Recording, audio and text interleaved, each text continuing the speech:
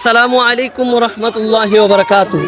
আনন্দ তো শুধু একা একা করলে হবে না, একা একা ঘুরলে হবে না। ছাত্রদেরকে নিয়ে একসাথে তাদেরকে আনন্দ এবং সব কিছুর মাধ্যমে তাদেরকে লেখাপড়া করাইতে হবে। তাদের মন যেন খুশি থাকে, তারা যেন মাদ্রাসাতে তারা যেন মাদ্রাসা থেকে বাহিরে না যায়। তারা এই আনন্দটা পাওয়ার পরে কোনো ছাত্র কোনো উস্তাদ ব্যতীত অন্য কোনো জায়গায় যাবে না। বিভিন্ন প্রতিষ্ঠান থেকে ছাত্ররা পালায় যায়, বিভিন্ন প্রতিষ্ঠানে দেখছি ছাত্ররা থাকতে চায় না।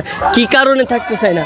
সারা বছর জুড়ে একটা মানুষ তো আর জেলখানায় থাকতে চায় না, জেলখানায় উপস্থিত থাকতে চায় না। জেলখানায় থাকলে মানুষ একটু মানে চিন্তা ফিকির থাকে কীভাবে এই জেলখানা থেকে বাইর হওয়া যাবে, এরকম চিন্তা ফিকির থাকে। আমরা লেখাপড়ার পাশাপাশি ওই যে আনন্দটা এটা দিয়ে থাকি।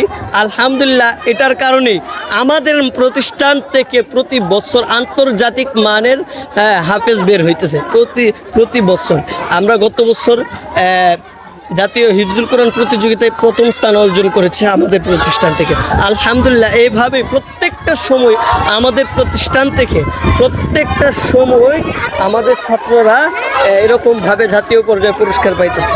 এটার কারণ একটাই কারণ, ছাত্রদের লেখাপড়ার পাশাপাশি আমরা ছাত্রদেরকে এরকম ধরনের আনন্দ দিয়ে থাকি। এই কারণেই তারা অনেক খুশিতে তারা লেখাপড়া করে। আমরা দেখা গেছে সারা সপ্তাহে মাদ্রাসায় রাখি, প্রতি সপ্তাহে একদিন বাহিরে নিয়ে যাই খেলাধুলার জন্য। দেখেন ছাত্রদের আনন্দ দেখেন।